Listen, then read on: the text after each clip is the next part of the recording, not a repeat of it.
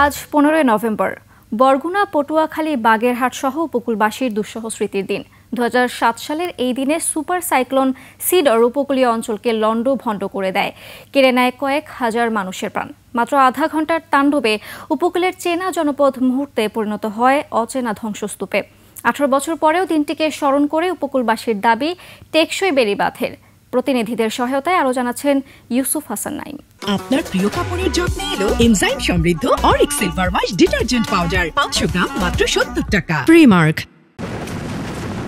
সরকারি হিসাবে বরগুনায় সিডরে প্রাণ হারায় 1345 জন, আহত হয় 28,000, গৃহহীন হয় প্রায় 2 লাখ, নিখোঁজ হয় 156 জন।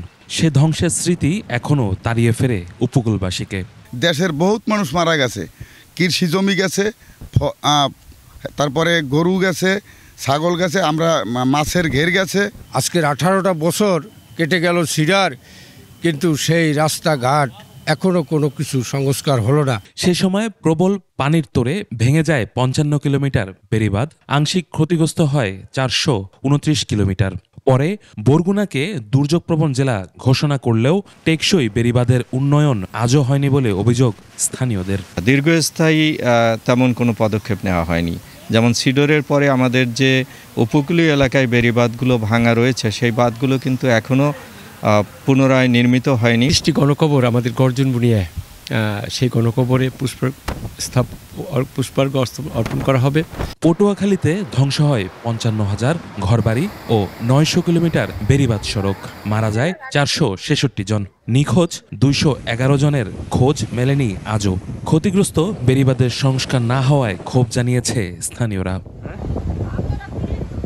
একই দিনে সিডরের তাণ্ডবে লণ্ডভণ্ড হয়ে যায় বাগেরহাট সহ উপকূলীয় আরও কয়েকটি জেলা।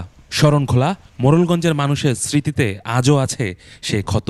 এই এলাকার মানুষ যখন কোনো সিগন্যালের কথা শুনে, বন্যার সে আবহাওয়া পায়, তখন মানুষ আতঙ্কের মধ্যে থাকে।